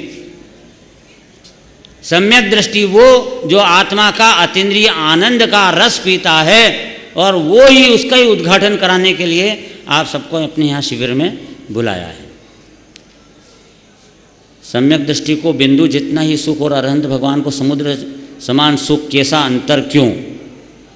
सम्यक दृष्टि को बिंदु जितना ही सुख के शुरू में सुख की कणिका, क्योंकि देखो शुद्धोपयोग होता है उस जीव को तब उस काल में सम्यक दर्शन होता है। तो शुद्धोपयोग का काल एक क्षण भर का होता है। क्षण भर निज रस को पी, चेतन बोला कि नहीं? तो क्षण भर निज रस को पीता है तो क्षण भर में कितना स्वाद आएगा। अच्छा दूसरी बात कि क्षण भर में भी भूत आ सकता है भगवान जितना भी, पर यहाँ चौथे गुण स्थान वाले को नहीं आ सकता, 13वें गुण स्थान वाले को आ सकता है। तो चौथे को क्यों नहीं आ सकता? क्योंकि तीन चौकड़ी कई चल रही है ना, तीन चौकड़ी कषाय का सद्भाव, तो वो सुख को उसने दबा रखा है। इसलिए सुख को तो जो जितना अभाव हुआ है वो तो एक अनंतानुबंधी गई है, तो अनंतानुबंधी के अभाव जितनी शांति धारा रहेगी और उतना ही उसको सुख, उतने ही आत्मा में लीन हो पाएगा वो क्षण भर और उतना ही उसको सुख प्राप्त होगा। और जैसे जैसे गुण स्थान बढ़ेंगे तो उस काल में आत्मानुभूति भी बढ़ेगी, मतलब आनंद भी बढ़ेगा और आनंद का टाइम भी बढ़ेगा। 2 पॉइंट एक साथ होते हैं। आनंद भी बढ़ता है, क्वांटिटी में भी बढ़ता है, आनंद की क्वांटिटी भी बढ़ती है और टाइम पीरियड भी बढ़ता है। 2 काम होते हैं। और मुनिराज बनेगा तो और ज़्यादा हो जाएगा। ये इस प्रकार से बढ़ता है। और भगवान को तो बिल्कुल सिंधु जितना ही आता है, इसमें कोई शक नहीं। उसके बहुत जोरदार उदाहरण है, आपको उसका समय नहीं है, अपने पास उदाहरण का टाइम नहीं है अभी। आज सिद्धांत की बात है। जीव को अकर्ता तो बताया है, परंतु जीव भोगता है या नहीं? यदि नहीं तो मोक्ष में अनंत सुख कौन भोगता है? जीव अनंत सुख भोगता है मोक्ष में, ऐसी बात पर्यायार्थिक नय से है। द्रव्यार्थिक नय से देखने पर जो द्रव्य है ध्रुव, वह मोक्ष का सुख भी नहीं भोगता। न मोक्ष का करता है और न मोक्ष का भोगता है। मोक्ष को भी जानता है उनका भगवान का जीव भी। समझ में आया? भगवान का जीव भी कर्ता भोगता नहीं है, वो तो परम पारिणामिक भाव है। भगवान का जीव क्या है? परम पारिणामिक भाव है। तो परम पारिणामिक भाव अकर्ता और अभोक्ता रहता है, पर्याय भोगती है। पर्याय अनंत सुख को भोगती है, ये सत्य। समझ में आया? और परिणामन अपेक्षा से अनंत सुख को करती है, ये भी सत्य। पर ये पर्यायार्थिक नय से सत्य है।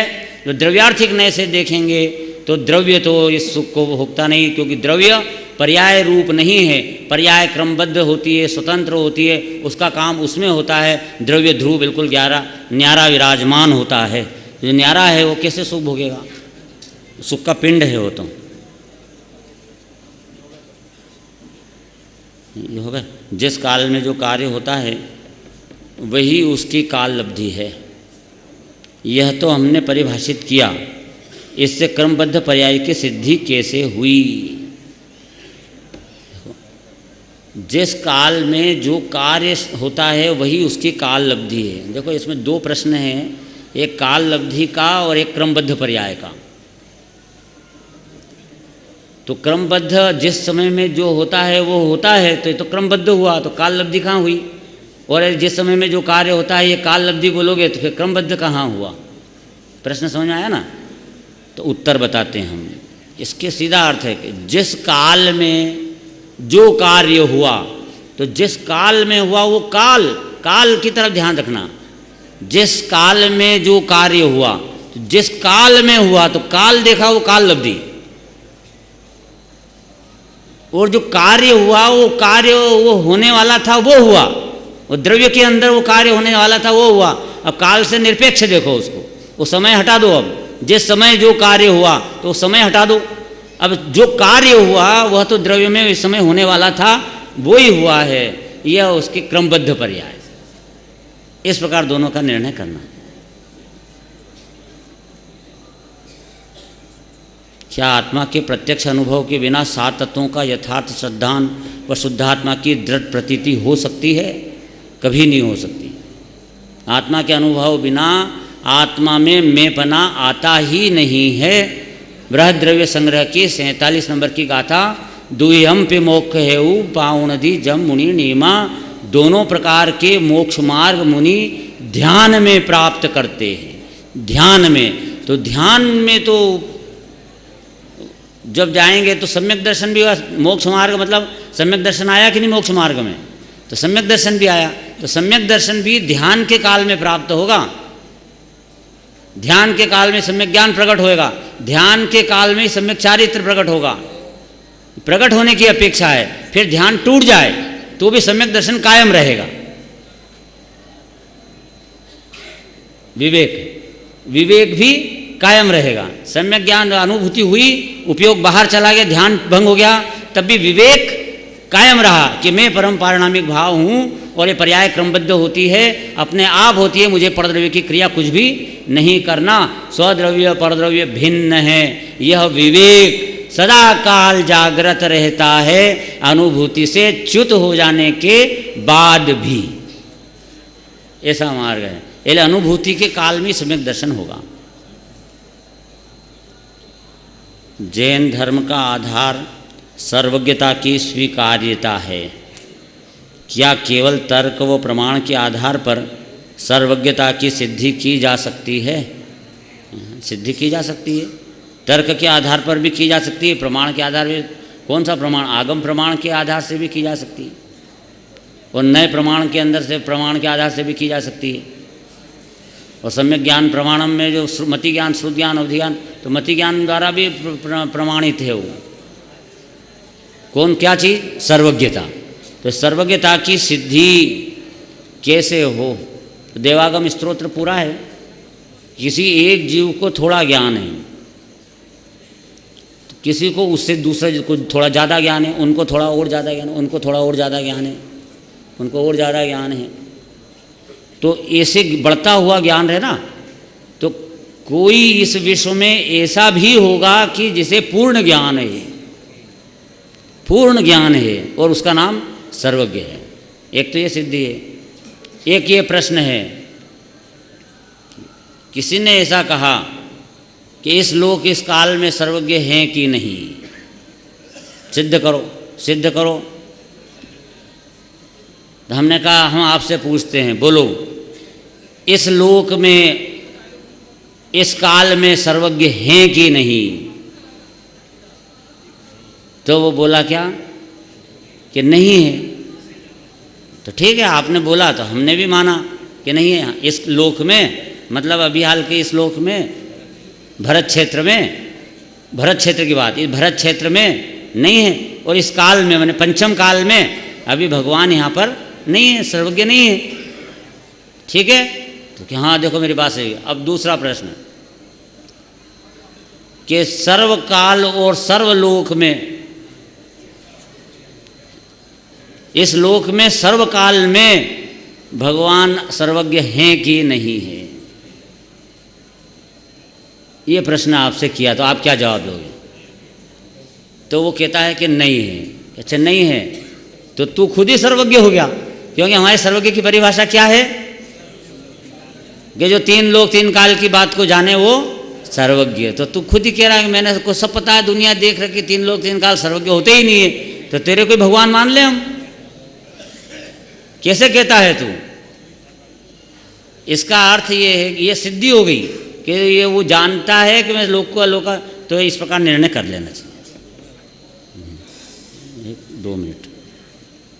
मोक्ष प्रश्न, मोक्ष सिद्ध शिला को अष्टम वसुधा क्यों कहा है जबकि नरक में ही 7 भूमि है? यह आया प्रश्न ये है कि मोक्ष माने सिद्ध शिला को अष्टम वसुधा क्यों कहा? वो सरल बात है, कठिन बात नहीं है।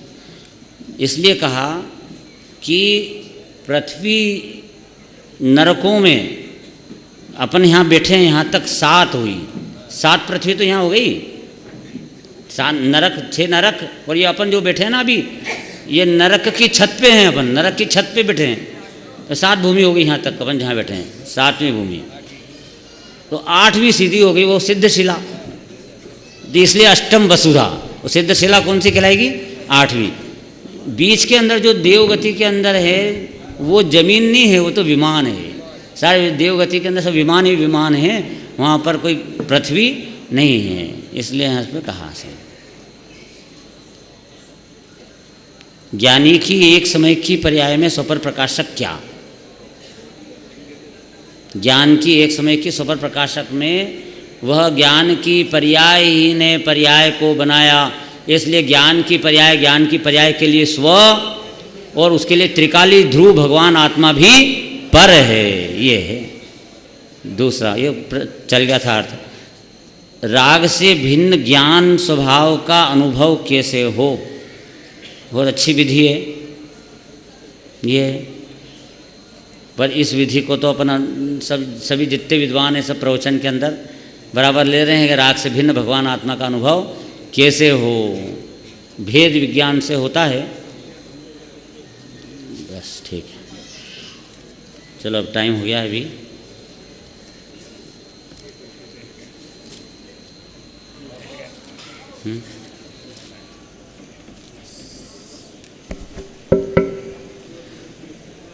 अभी आपने तत्व चर्चा के माध्यम से हमारी शंकाओं का समाधान देखा।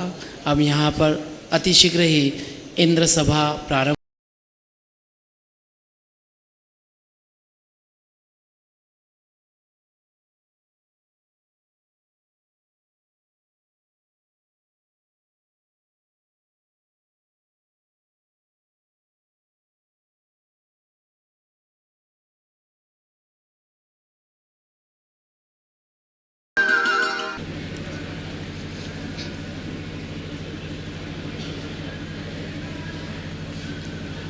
नमो अर्हन्ताणं नमो सिद्धाणं नमो आयुर्याणं नमो अध्यायानं नमो सर्वसारम्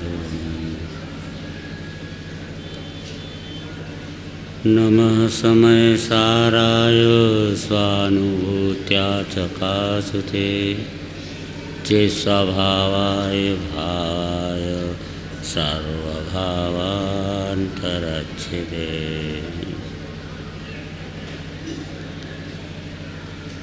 ये समय सार ग्रंथ की 320 नंबर की गाथा श्रुतधारा 18 में 18 पृष्ठ पर तीसरा पैराग्राफ है समाधान का। तथा उस परिणमन को मिल गया ना सब। तथा उस परिणमन को आगम भाषा में औपशमिक भाव, छायोपशमिक भाव, छायोपशमिक भाव, छायिक भाव त्रय से कहते हैं, एवं उसे ही अध्यात्म भाषा में शुद्धात्मा भी मुख परिणाम, शुद्धोपयोग इत्यादि पर्यायवाची नामों से अभिहित किया जाता है। जो भी ज्ञान स्वभावी ज्ञायक माने पारिणामिक भाव का आश्रय लेती हैं, उन पर्यायों के क्या नाम हैं? प्रश्न समझ में आ गया ना? पारिणामिक भाव का आश्रय लेकर के जो निर्मल पर्याय उत्पन्न हुई, उन निर्मल पर्यायों के क्या नाम हैं? तो दो तरह से बदलाए, एक आगम भाषा से बदलाया और एक अध्यात्म भाषा से बदलाया। कौन से किस चीज़ के दो नाम? आत्मानुभूति के, जो आत्मानुभूति होती है वो अनुभूति के अंदर जो रत्नत्रय प्रकट होता है, वो रत्नत्रय प्रकट होता है, उनको दो नामों से अभिहित किया, एक आगम भाषा से और एक अध्यात्म भाषा से। आगम भाषा में क्या बोलेंगे? उस अनुभूति को तो कहा कि औपशमिक भाव, छायिक भाव, छायोपशमिक भाव, ये आगम की भाषा है।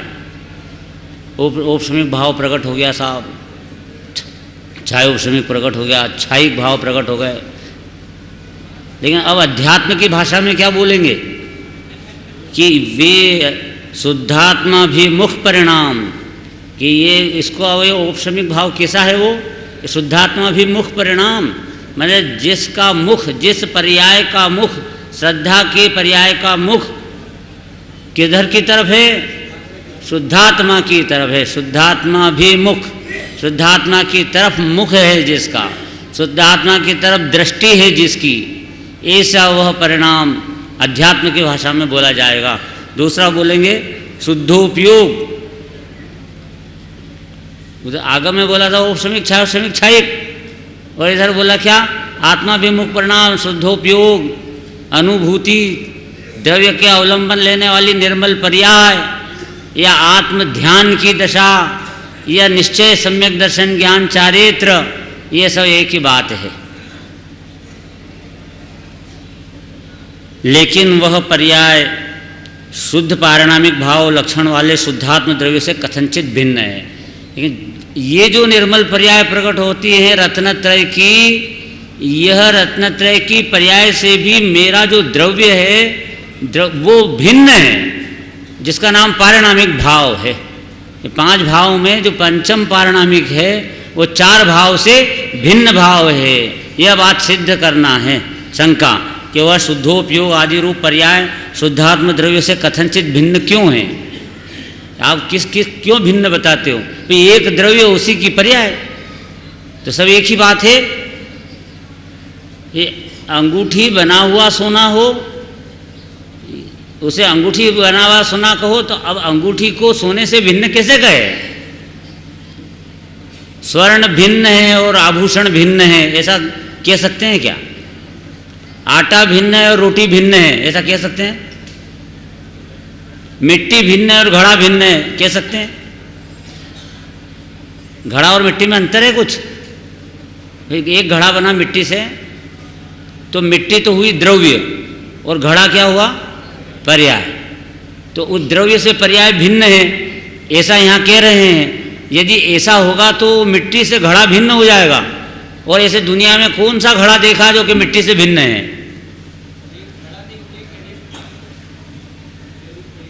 तो वो यहाँ पे अभी हाल उत्तर में आएगा। अभी हाल ये है कि वो भिन्न है कि नहीं है। हमको तो एक लगता है, घड़ा और मिट्टी तो एक है, मिट्टी ही घड़े रूप परिणमित हुई, आटा ही रोटी रूप परिणमित हुआ, तो आटा और रोटी अलग अलग नहीं हो सकते। ऐसे यहाँ द्रव्य और पर्याय अलग नहीं हो सकते। द्रव्य ही, आत्मा ही सम्यक दर्शन ज्ञान चारित्र रूप परिणमित हुआ है। ये प्रश्न है, शंका, कि जब यदि आत्मा ही रत्नत्रय रूप परिणमित हुआ, तो तुम उस आत्मा में जो पारिणामिक भाव है उसको ये रत्नत्रय से भिन्न कैसे कह सकते हो? उसका उत्तर कि वह पर्याय भावना रूप होने से कथनचित भिन्न है, क्योंकि शुद्ध पारिणामिक भाव भावना रूप नहीं होता है। शुद्ध पारिणामिक भाव भाव है, और ये रत्नत्रय भावना है। भावना और भाव में अंतर है। द्रव्य एक भाव है, 5 भाव में भाव नाम दिया उसको, लेकिन ये जो 4 भाव हैं उनको भावना कहा, ये 4 भाव को भावना कहा। पर वो 4 भाव में उदेक भावना तो दुर्भावना है, उसको छोड़ दिया। और औपशमिक, छायोपशमिक, छायिक, ये इन भावना को सद्भावना कहा, सत्ता का अवलंबन लेने वाली भावना कहा।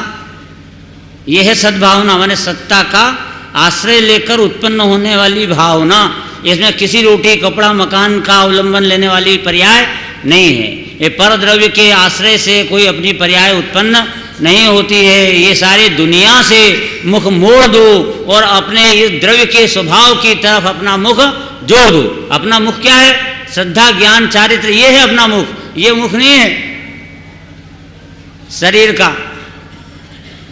रत्नत्रय ये रूप जो पर्याय हैं, ये स्वद्रव्य के सन्मुख हो। जब इसके अंदर परद्रव्य का अवलंबन नहीं होगा तो फिर वो अपने आप ही द्रव्य के अवलंबन से उत्पन्न होने लग जाएंगी। ऐसी निर्मल पर्याय हैं वो। और उसके बाद यदि एकांत से शुद्ध पारिणामिक भाव अशुद्ध पारिणामिक भाव से अभिन्न होता है तो मोक्ष की कारणभूत भावना का मोक्ष अवस्था में विनाश होने पर शुद्ध पारिणामिक भाव के भी विनाश का प्रसंग होता है। सो ऐसा नहीं है कि यदि वो एक होती तो क्या होता, इसलिए वो एक नहीं है और भिन्न है। कौन कौन? भाव और भावना। क्यों नहीं है? क्योंकि अशुद्ध पारिणामिक भाव से अभिन्न हो। शुद्ध पारिणामिक भाव वो पर्यायार्थिक नय का जो अशुद्ध पारिणामिक है, पर्यायार्थिक नय का भाव, वो पर्यायार्थिक नय का जो भाव है, तीन भाव, औपशमिक, क्षयौपशमिक, क्षयिक, ये यदि पारिणामिक भाव से अभिन्न होता, मिले होते, एक होता तो क्या होता? जैसे कि पर्याय मैंने ये लगाओ तो एक हार बनाया, सोने का हार, तो ये हार है वो सोने के साथ अभिन्न होता तो क्या होता? हार के नष्ट होने पर सोने का भी नाश हो जाता। पर वो हार तो नष्ट हो जाता, टूट जाता। भी हथौड़ी लाओ, दबस दो तो हार खत्म, तो सोना भी खत्म हो गया क्या? सोना खत्म नहीं हुआ। इसका अर्थ है कि वो सोना तो ध्रुव है, तो वो उस हार से कथनचित भिन्न है, क्योंकि हार नाश हो जाए और सोना नाश नहीं होता है। ऐसे ये पर्याय नाश हो जाती है और द्रव्य नाश नहीं होता है।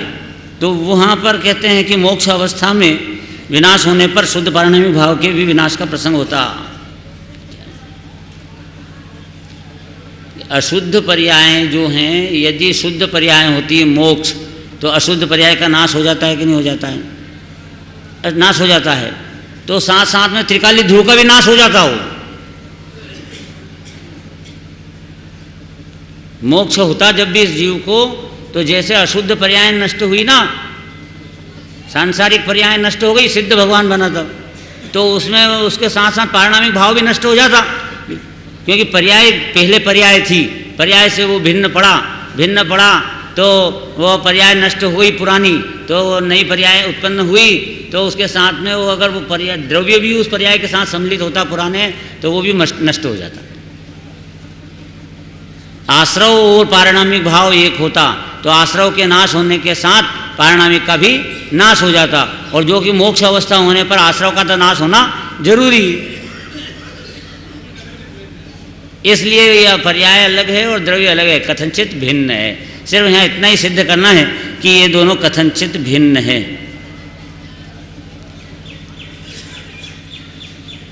इसमें एक और बात लेना, ये आखिरी लाइन पे आ जाओ। यहाँ शुद्ध पारिणामिक भाव मोक्ष का कारण नहीं है। अब ये शुद्ध पारिणामिक त्रिकाली, जो जिसे कारण परमात्मा कहा, द्रव्य को, द्रव्य स्वभाव को कारण परमात्मा कहा ना नियम सार में, वो यहाँ ये कह रहे हैं कि वो द्रव्य कारण परमात्मा कारण नहीं है। यहाँ कहना है कि वो द्रव्य कारण नहीं है पर्याय का, निर्मल पर्याय का। तो निर्मल पर्याय का कारण द्रव्य नहीं है, तो फिर निर्मल पर्याय कैसे होती है? तो कि पर्याय पर्याय से होती है। स्वयं पर्याय ही ने आत्मा का आश्रय लिया त्रिकाली ध्रुव का, और वो निर्मल बनी। त्रिकाली ध्रुव ने क्या किया? अगर द्रव्य त्रिकाली वह पर्याय के निर्मल होने का कारण होता, तो वो द्रव्य अनादिकाल से है, पहले पर्याय निर्मल क्यों नहीं हो गई? और आज निर्मल हुई, तो ये पर्याय की विशेषता है, पर्याय की योग्यता है कि वो द्रव्य का अवलंबन लेगी द्रव्य का, लेकिन अनुभूति होगी पर्याय की। बहन श्री के वचनामृत में है कि लक्ष्य होता है द्रव्य का, वेदन होता है पर्याय का। द्रव्य का तो लक्ष्य होता है, और वेदन क्या होता है? पर्याय का वेदन होता है। द्रव्य की बहुत महिमा है, इसमें कोई अंतर नहीं है। द्रव्य की महामहिमता कहीं नहीं जाती, फिर भी वो महामहिमता वो मोक्ष का कारण नहीं बनती। कारण बनती है वो पर्याय जिसने कि उस महामहिम पदार्थ का अवलंबन लिया है।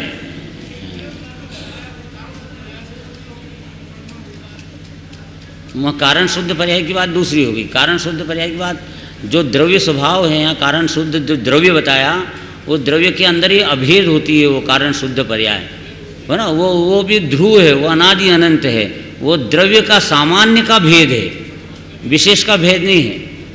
ये भेद चार तरह के होते हैं, विशेष का विशेष, विशेष का सामान्य, सामान्य का विशेष और सामान्य का सामान्य। पर वो गहन बात है, वो इतने गहरे में अभी हाल नहीं ले जाना है। पर उसके अंदर विशेष के विशेष से विशेष का जो विशेष है वह विशेष सामान्य का विशेष है, और जो सामान्य का विशेष है वो सामान्य का विशेष नहीं है, वही सामान्य का सामान्य है। इस प्रकार वह सामान्य सामान्य ही है, इस प्रकार वह अनुभूति में आता है। जैसे गेंद को रुड़काया, गेंद उसको रुड़काया तो रुड़कते रुड़कते नीचे ढाल के रास्ते जमीन पे जाएगी ना गेंद, तो ऐसे वो विशेष के विशेष से गेंद को लगाया, उपयोग रूपी गेंद को विशेष के विशेष में लगाया, मतलब ज्ञान के ज्ञेयाकारों में, ज्ञान की पर्याय के ज्ञेयाकार माने विशेष के विशेष, इस विशेष में लगाया तो वो रुड़क करके कहाँ गई, सामान्य के विशेष पर। मतलब जो ज्ञान के अंदर जो ज्ञेयाकार है वह ज्ञेयाकार नहीं है, वह तो ज्ञान गुण की पर्याय, ज्ञान गुण है, ज्ञान गुण, विशेष का सामान्य ज्ञान गुण है वो।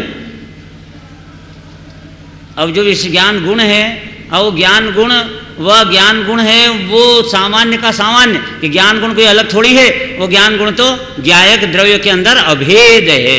इस प्रकार अभेद पे दृष्टि हो गई और समस्त भेद पे से दृष्टि छूट गई, और अभेद पे दृष्टि होते ही सम्यक दर्शन की उत्पत्ति हो गई। समस्त भेदों से दृष्टि हटाना, इस क्रम से अंदर जाना कि एक सामान्य सामान्य सत्ता ही मात्र यहाँ विद्यमान भाषित हो और इसके अलावा और अन्य कुछ भी भाषित न हो। मैं अकेला यहाँ भी बैठा हूँ, आत्मा ही अखंड अभेद आत्मा, बाकी सब तो गौण हो गई। द्रव्य की बहुत महिमा है। ये महिमा के अंदर एक वो उदाहरण नहीं सुना हार के मोती का, इंद्राणी के हार के मोती की कीमत कितनी। ये इंद्राणी, स्वर्ग की इंद्राणी, उसका हार के एक मोती की कीमत कितनी, 1000 चक्रवर्तियों की संपदा जितनी। तो जब एक मोती की इतनी कीमत, तो पूरे हार की कितनी कीमत, और एक हार की इतनी कीमत, तो वो हार जो पहनती है वो इंद्राणी की कितनी कीमत, और वो इंद्राणी की इतनी कीमत, तो ऐसी क्रम से असंख्यात इंद्राणी जिसकी हो जाती है, ऐसे उस इंद्र की कितनी कीमत, और वो इंद्र की इतनी कीमत, तो वो इंद्र जिसे नमस्कार करता है ऐसा नग्न दिगंबर मुनिराज की कितनी कीमत, और जब नग्न दिगंबर मुनिराज की इतनी कीमत, तो वे जिसे नमस्कार करते हैं ऐसे अरहंत भगवान सिद्ध भगवान की कितनी कीमत, और अरहंत भगवान की इतनी कीमत, तो अरहंत भगवान का केवल ज्ञान भी जिस द्रव्य में त्रिकाली ध्रुव परम पारिणामिक भाव आत्मा में झुक रहा है, उस पारिणामिक भाव की कितनी कीमत। तो ये पारिणामिक भाव कौन है, वो तो मैं हूँ, सबसे ज्यादा महिमावान तो ये मैं रहा। चक्रवर्तियों की संपदा कहाँ लगती है ये पारिणामिक भाव के सामने। ये पारिणामिक भाव मैं हूँ, स्वयं ही हूँ, अन्य कोई दूसरा नहीं है। इस प्रकार इस पारिणामिक भाव का आश्रय करना चाहिए। अब ये जाते हुआ अंतिम है प्रवचन लगभग ये, तो क्या है उसमें आप ये ध्यान रख के जाओ, 3 पॉइंट याद रख के जाना है। मैंने आज तक किसी को सुखी दुखी किया ही नहीं है। तो ये सब अपना अपना सुख दुख आप ही भुगते होए कुटुंब न भेला, जीव तू भ्रमत सदैव अकेला। अपने पाप और पुण्य के फल को सब भोगते। कोई किसी की मदद नहीं करता, कोई किसी को दुख नहीं देता, कोई किसी को सुखी नहीं कर सकता, कोई किसी को मार नहीं सकता, कोई किसी को बचा नहीं सकता। समझ में आया कि नहीं आया? इसलिए क्या बताया, क्या पॉइंट चल रहा है? दूसरा पॉइंट, किसी अन्य ने भी आज तक मुझे सुखी दुखी नहीं किया। नंबर 3, मैंने आज तक नुकसानी का धंधा ही किया है। नंबर 4, ये नुकसानी का धंधा एक समय की पर्याय मात्र में ही हुआ है। नंबर 5, परम पारिणामिक भाव के आश्रय से ये नुकसानी का धंधा मिट सकता है और अतीन्द्रिय आनंद रूप मुनाफे का धंधा प्रारंभ हो सकता है। ये 5 पॉइंट पूरे पक्के याद करके जाना है आपको। जो शक्ति रूप मोक्ष है वह तो शुद्ध पारिणामिक भाव में पहले से ही विद्यमान है, जबकि यहाँ तो व्यक्त रूप पर्याय मोक्ष का विचार किया जा रहा है। जो मोक्ष प्रकट होगा, अनंत चतुष्टय रूप जो मोक्ष प्रकट होगा, वह मोक्ष व्यक्त होगा। तो शक्ति में तो अभी विद्यमान है। आज अभी हम मोक्ष के पिंड हैं, रत्नत्रय के पिंड हैं, अनंत चतुष्टय के पिंड हैं। ये जो अपना भगवान आत्मा है, उससे पहली मुलाकात करोगे। पहली मुलाकात कैसा है भगवान आत्मा, कि प्रथम मुलाकात में तो 3 रत्न देता है। जाओ, सम्यक दर्शन, सम्यक ज्ञान, सम्यक ज्ञान। जो भगवान आत्मा परम पारिणामिक भाव, जिसका स्वरूप 320 गाथा में चला है, ऐसा वह मैं ही हूँ। और उसकी ये परिणति जब उसका आश्रय लेती है, तो उस परिणति को ये द्रव्य माल देता है। पहले 3 रत्न, सम्यक दर्शन, सम्यक ज्ञान, सम्यक चारि। और फिर अगली मुलाकात जब द्रव्य से करता है वापस, तो वो 4 रत्न देता है, जिसका नाम है चतुष्टय, सम्यक दर्शन, सम्यक ज्ञान, सम्यक चारित्र। ऐसा रत्न अंदर से प्रदान करता है। गजब की चीज़ है उसके पास, आत्मा के पास। यहाँ वो कह रहे हैं शक्ति रूप मोक्ष, कि वो मेहंदी हरी दिखती है वर्तमान में, परंतु वर्तमान में ही लाल है, पर शक्ति में लाल है, जो बाद में प्रकट होएगी।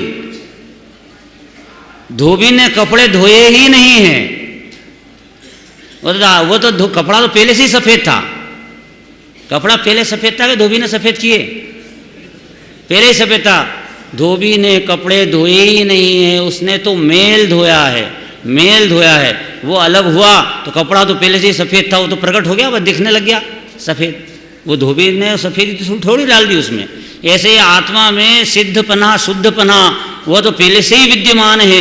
यह आत्मा को शुद्ध सिद्ध नहीं बनाना है, बनाया है। वो तो रागादि का विकारी भाव हटा, तो भगवान आत्मा उभर के सामने आ गया। भगवान सिद्ध भगवान दिखने लग गए, प्रकट हो गए।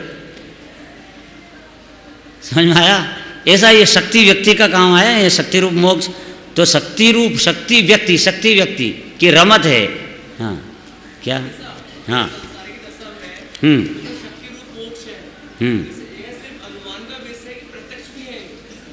नहीं, प्रत्यक्ष और परोक्ष तो ये जानने के भेद हैं। जानने की तरह आपको, आप जानो न जानो, वस्तु को थोड़ी कुछ उससे से लेना देना है।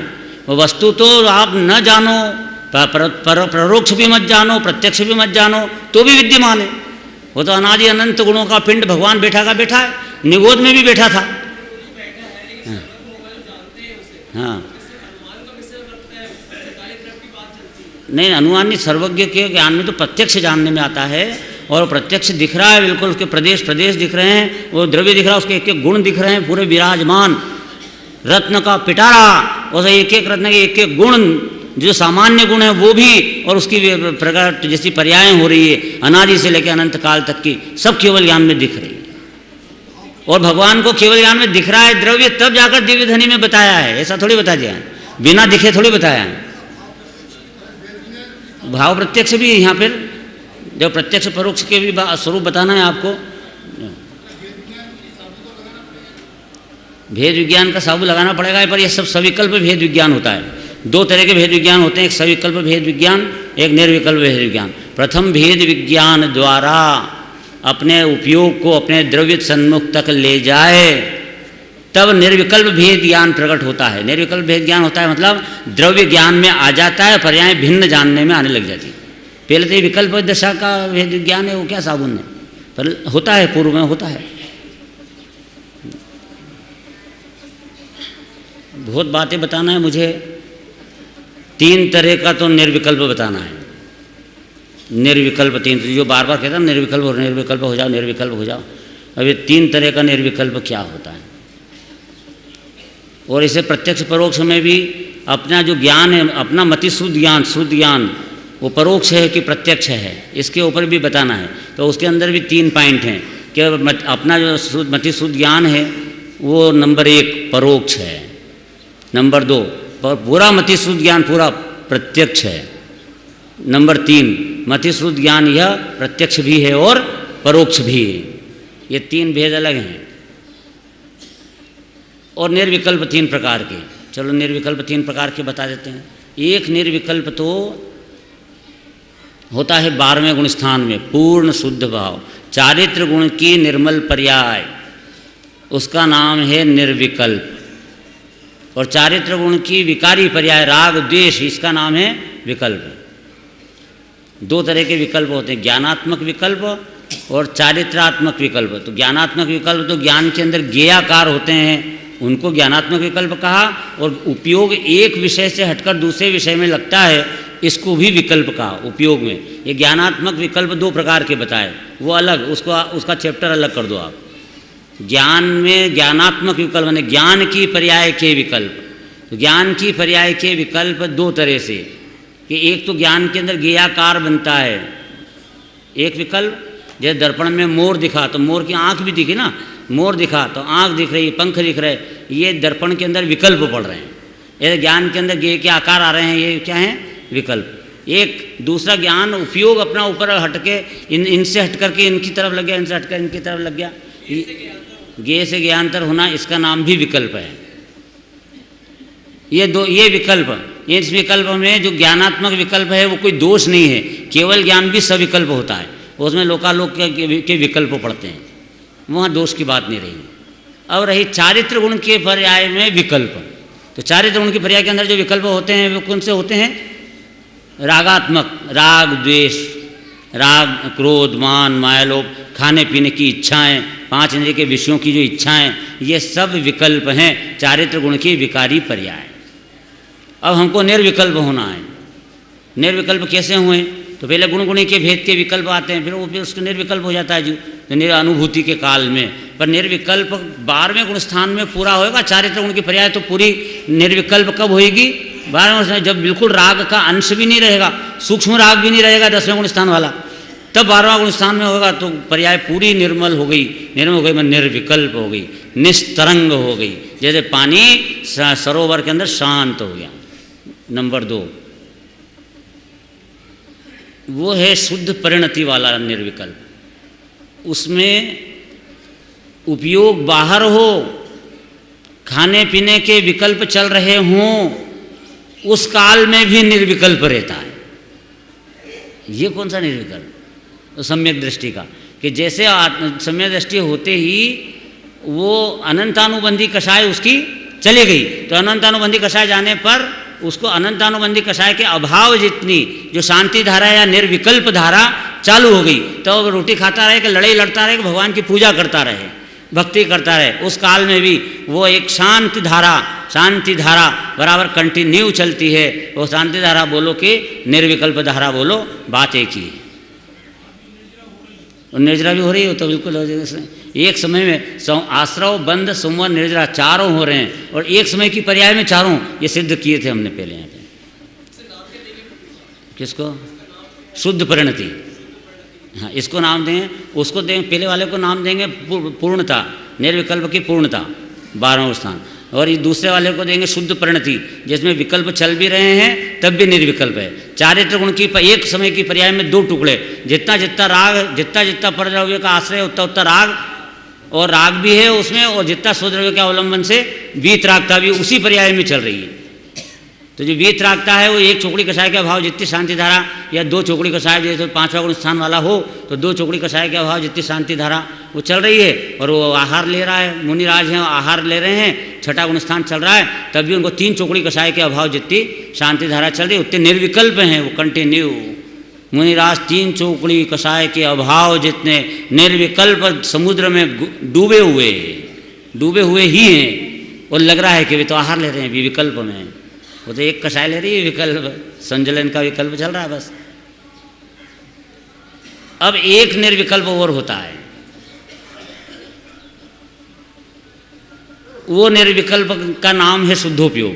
अब वो कैसा होता है वो निर्विकल्प, कि इसमें कोई विकल्प हटाना नहीं पड़ता।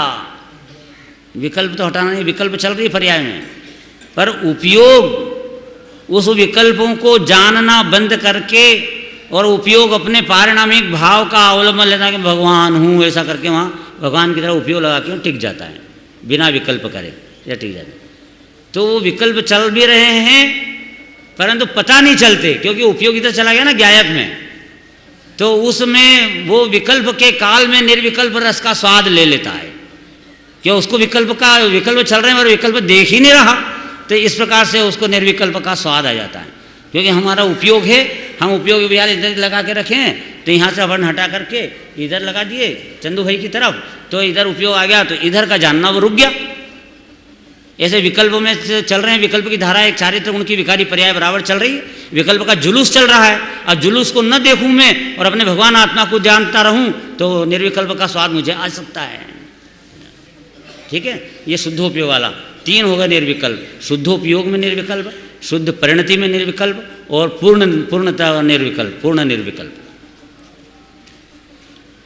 इसके बिना निर्विकल्प कैसे होना है, पता कैसे चलेगा, ये आश्चर्य की बात है। पर आप सब जीव स्वाध्याय करें, तब जाकर ही ये सब सम्यक दर्शन की विधि उसके अंदर पारंगत होता है, और फिर पहले थ्योरी में अच्छी बैठेगी, तब प्रैक्टिकल कर पाएगा। अगर थ्योरी में नहीं आए तो प्रैक्टिकल क्या करेगा? इसलिए स्वाध्याय करना मतलब थ्योरी में उसकी विधि को जानना कि मैं आत्मानुभूति कैसे करूं, मेरे जीवन को सफल कैसे बनाऊं। बोलो, सम्यक दर्शन हम कर सकते हैं कि नहीं कर सकते? उसके लिए रत्नकरण सावकाचार्य में ऐसा लिखा कि सम्यक दर्शन किन परिस्थितियों में हो सकता है और किन परिस्थितियों में नहीं हो सकता, ये हेडिंग। तो सम्यक दर्शन चारों ही गतियों में, देखो प्रश्न मंच होगा, आपको उत्तर भी देना पड़ सकता है सब। सम्यक दर्शन चारों ही गतियों में अनादि मिथ्या दृष्टियों को या सादी मिथ्या दृष्टियों को हो सकता है। ठीक है, चारों ही गतियों में सब अनादि मिथ्या दृष्टि, सादी मिथ्या दृष्टि को हो सकता है। फिर परंतु संगी को ही हो सकता है, असंगी को नहीं। सेनी को ही हो सकता है, असैनी को नहीं। तो सब सैनी को हो सकता है कि नहीं? सब सैनी को भी नहीं हो सकता। किसको हो सकता है? कि जो पर्याप्त को ही हो सकता है, अपर्याप्त को नहीं। सैनी भी हो और अपर्याप्त हो तो नहीं हो सकता है, पर्याप्त को ही हो सकता है। सब पर्याप्त को हो सकता है कि नहीं?